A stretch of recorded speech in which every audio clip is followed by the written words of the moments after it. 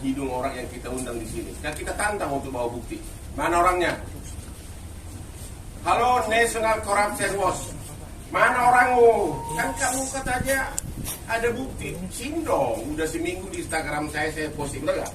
Kami undang untuk datang sekarang. Karena kalau nggak ada kamu ya apa gunanya ini bicara gosip doang ya gak? Ada nggak? Coba lihat apa tadi? Ada nggak National Corruption Watch? Watch. Nggak ada. Kok gayanya di TV? Kalau mau masuk TV agar masuk ikut sama Rabi sama hotel, kami tiap hari masuk TV. Boleh ikut di belakangku nanti. Mana National Corruption Watch? Kita udah tiap hari saya posting, bawa buktinya. Kok nggak ada? Ini semua adanya tukang gosip semua nih. Nggak ada ya? Aduh, parah loh. Katanya berani. Oke, yang di TV itu disebutkan dari segi jawabannya pun itu ngawur. Hanya dia bilang, saya dapat telepon, ya kan? Saya dapat telepon, saya zoom, katanya. Itu tuduhan apa itu? Tapi kemudian dulu dikaitkan ke siapa itu pajak? Rafael. Kemarin dikaitkan lagi ke apa kaitannya ke kampanye? Dikaitkan lagi ke anak presiden. Judi online sampai gue ikut-ikutan. Ya, katanya kita judi online ya. Dibilang gue juga buka kasino katanya. Buka kasino.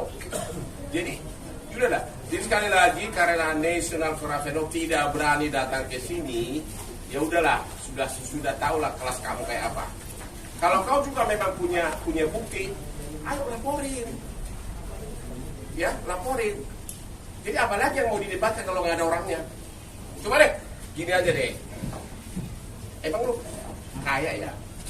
Lumayan lah Bang, tapi belum kaya kayak Abang Otman. Menuju 11-12.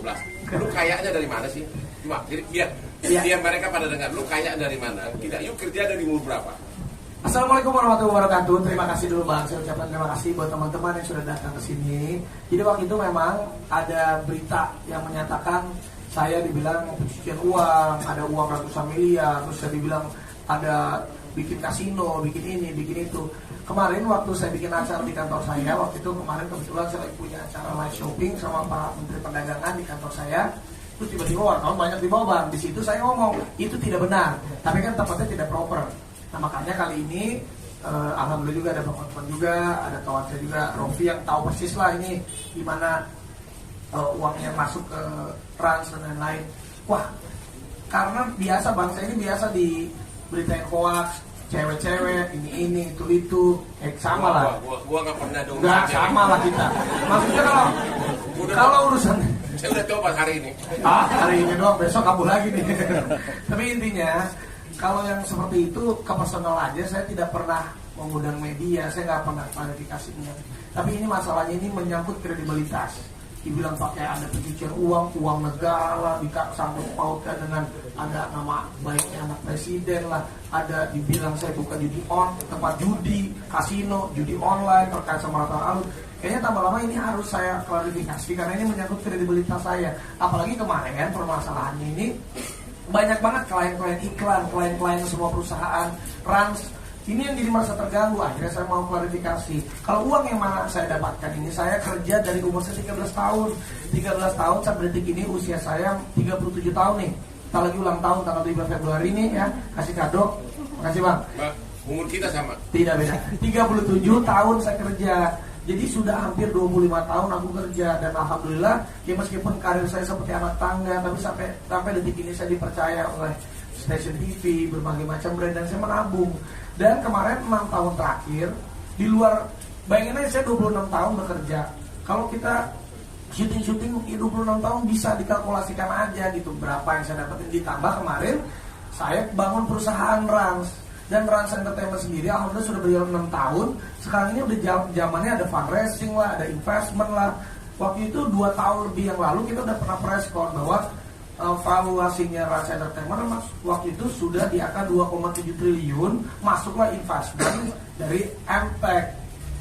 Ya, di situ juga udah press con juga, dan itu kan semuanya juga jelas. Apalagi Rans sendiri kita sudah mau IPO.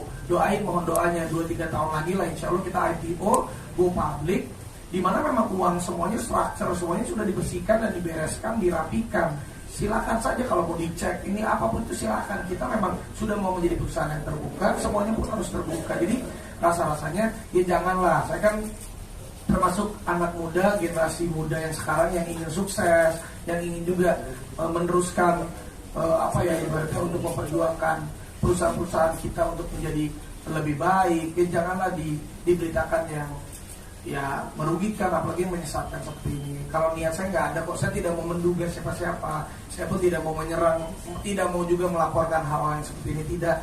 Saya cuma ingin mengklarifikasi saja bahwa itu tidak benar. Jadi kurang lebih seperti itulah, Pak. Oke, jadi tindak pidana itu kan, tindak pidana pencucian uang itu kan harus ada dulu tindak pidana induk.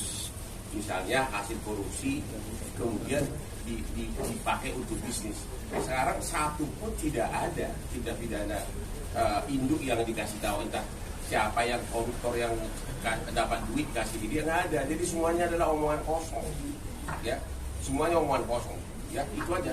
Ya, dan juga alhamdulillahnya selagi bapak saya masih hidup sampai ibu saya juga sekarang, ya apapun itu untuk saya bekerja itu saya selalu diwanti-wanti dan diingatkan untuk mencari pekerjaan yang pertama halal, berapapun yang saya dapatkan juga dia bersyukur aja dan kerja keras. Jadi ya insya Allah sampai kapanpun juga saya tidak maulah untuk menjalankan ataupun pencucian uang seperti itu, tidak. Jadi ya minta tolong kalau berita yang menyesatkan seperti ini atau merugikan seperti ini ya janganlah. Apalagi kita juga sadar kok ini tahunnya pemilu dan ini kan saya juga memang menjadi salah satu garda terdepan masuk lingkaran ring 1 untuk salah satu paslon.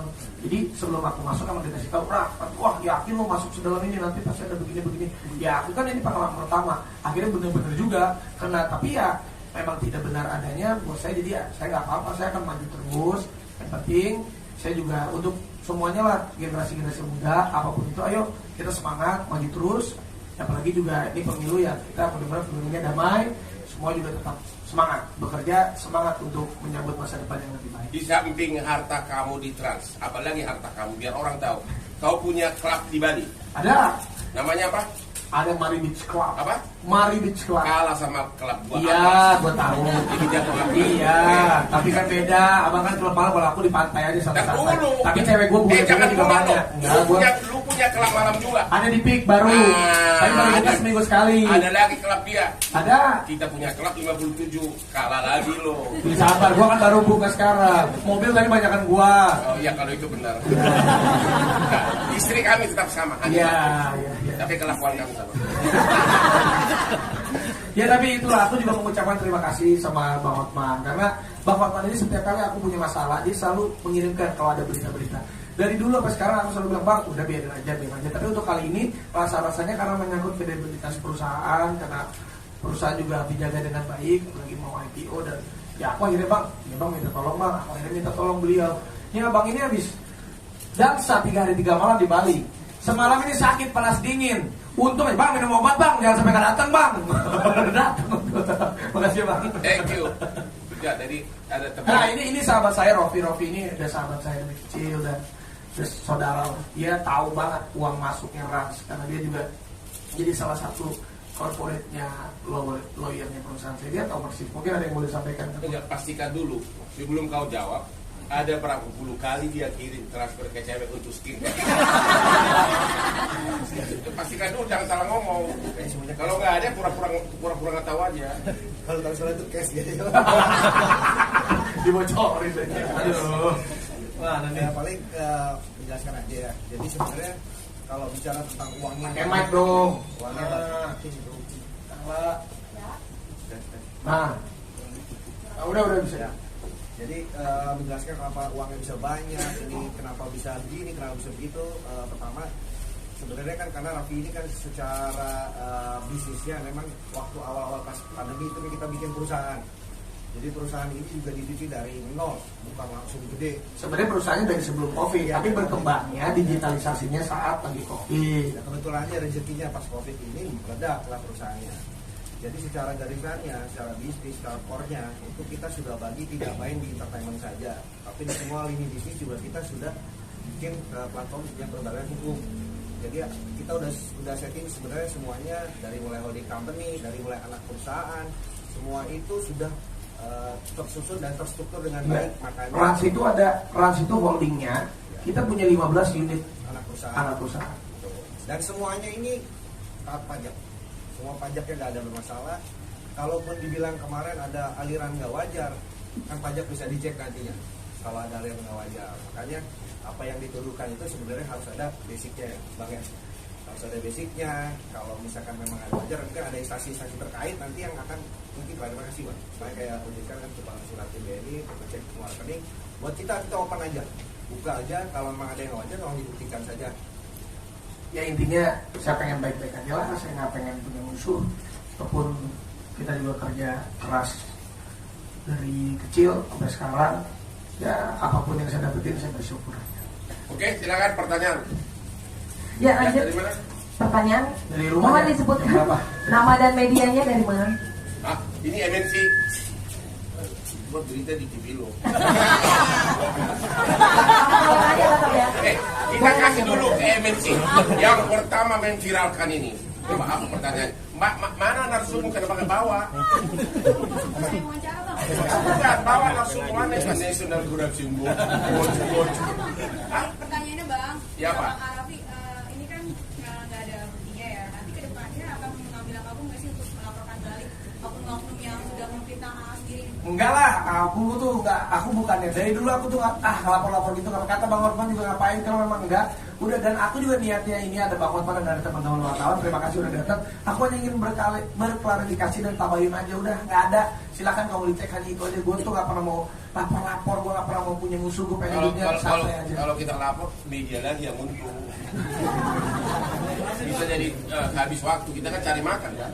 Iya, karena cari Enggak, kesempatan. rank sampai sekarang ini Kalau belum ada aku rencana. enggak lah, aku mah orangnya cuma mau klarifikasi. Silakan aja terus berkuar-kuar.